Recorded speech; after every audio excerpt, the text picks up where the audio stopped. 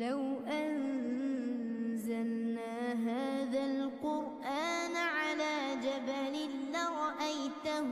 خاشعا متصدعا من خشية الله وتلك الأمثال نضربها للناس لعلهم يتفكرون هو الله الذي لا إله إلا هو عالم الغيب والشهادة هو الرحمن الرحيم هو الله الذي لا إله إلا هو الملك القدوس السلام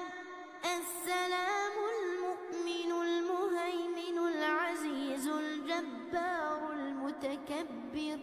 سبحان الله